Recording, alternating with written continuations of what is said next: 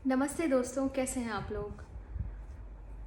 और बहुत दिनों से ना किसी भक्त की कथा का हमने श्रवण किया, ना कोई किस्सा कहानी उसके विषय में हमने चर्चा की।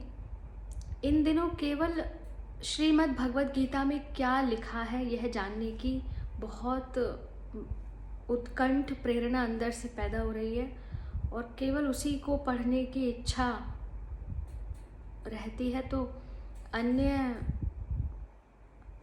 चीज़ों से ध्यान थोड़ा हट गया है। किंतु अभी एक प्रसंग मुझे याद आया। राजेंद्र दास जी, जो श्री मलूक पीठ के मुख्य मलूक पीठाधीश्वर हैं, राजेंद्र दास जी, वो बहुत सारे भक्तों की कथाएं सुनाते रहते हैं, तो मैं उनको बहुत सुनती हूँ। और उन्होंने एक प्रसंग सुनाया था कि एक ब्राह्मण थे जो भगवती की बहुत पूजा करते थे। बचपन से ही माँ भगवती में उनकी अनन्य श्रद्धा थी और वो दुर्गा सप्तशती का पाठ करते थे। तो 85 वर्ष के थे। अब एक दिन उनके पास कोई बड़े उच्च कोटि के पंडित आए जो पढ़े लिखे थे, काफ़ी उच्च शिक्षित थे, संस्कृत व्याकरण आदि में काफ़ी उनका ज्ञान था। तो जब उन्होंने देखा कि ये जो ब्राह्मण हैं बेचारे, जो वृद्ध हैं, गांव के हैं, वो दुर्गा सप्तशती का पाठ कर रहे हैं, तो उसमें एक जो शब्द है उसका उच्चारण वो गलत कर रहे हैं। वहाँ वह जो उच्चारण है वह पुरुषवाचक शब्द का द्योतक है, जबकि माँ भगवती तो स्त्री है। तो जब इन्होंने, जो प्रकांड पंडित थे, उन्होंने उन वृद्ध ब्राह्मण को यह करते हुए देखा तो टोक दिया कि ये क्या कर रहे हैं आप तो ये गलत पढ़ रहे हैं, और कब से पढ़ रहे हैं आप ऐसा। तो ब्राह्मण ने कहा कि मैं तो बचपन से ये पढ़ रहा हूँ। तो इन्होंने कहा, जो प्रकांड पंडित थे, कि आपकी तो सारी पूजा व्यर्थ हो गई। अब ऐसा सुन के ब्राह्मण को बहुत रोना आया, वो मूर्छित हो गए। उन्हें लगा कि उनका तो तप निष्फल हो गया, कि वो जिसमें श्रद्धा रखते थे, अपने इष्ट को जिस भाव से वो पूज रहे थे, वो पूजा ही व्यर्थ हो गई। और वो मूर्छित हुए। जब होश में आए तो देवी साक्षात प्रकट हो गई और देवी ने कहा कि कौन है प्रकांड पंडित जो कह रहा है कि ये गलत है, मुझसे आके शास्त्रार्थ करो। अब ये जो प्रकांड पंडित थे, इन्होंने तो हाथ जोड़ लिए।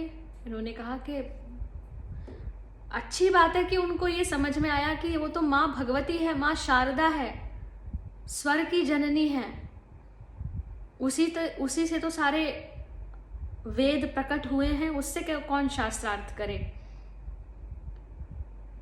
तब उन्होंने जो बात उस ब्राह्मण को कही, वो उन्होंने माँ भगवती के सामने रखी। तो माँ ने कहा कि तुमसे किसने कहा कि मैं स्त्री हूँ, मैं पुरुष भी हूँ। अहम ब्रह्मास्मि, मैं ब्रह्म हूँ, मैं ही स्त्री हूँ और मैं ही पुरुष हूँ। और ये जो पढ़ रहा है ये बिल्कुल ठीक पढ़ रहा है। और ऐसा कहकर वो अंतर्ध्यान हो गई। तो इस प्रसंग को सुन के सर्वप्रथम तो यह बात जाननी चाहिए कि भाव महत्वपूर्ण है। राजेंद्र दास जी संत हैं और संतों के वचन झूठ होते नहीं। वो जो प्रसंग सुनाते हैं वो सत्य होते हैं। तो भाव ही महत्वपूर्ण है। इसका अर्थ यह कदापि नहीं कि आप गलत उच्चारण करें, किंतु यदि जीवन की ऐसी परिस्थितियां हो कि आपके पास इतनी योग्यता ना हो कि आप उच्चारण सही करें, किंतु जीवन की परिस्थितियां आपके अंदर ऐसी भावना को भर दें कि आपका हृदय व्याकुल हो जाए किसी चीज को पढ़ने के लिए, जानने के लिए, समझने के लिए, तो फिर उस भाव के आधार पर उस शास्त्र को पढ़ डालिए। वो भाव ही आपके अंदर वो योग्यताएं पैदा कर देगा, जो योग्यताएं आप अन्यत्र लोगों से जाकर लेना चाहेंगे या कक्षाओं में बैठकर प्राप्त करेंगे। भाव महत्वपूर्ण है, भाव ही मुख्य है। भाव को गौण रखकर यदि आप उच्चारण बहुत शुद्ध कर भी लेंगे तो किसी शास्त्र को जानने का जो मुख्य प्रयोजन है वह सिद्ध नहीं होगा।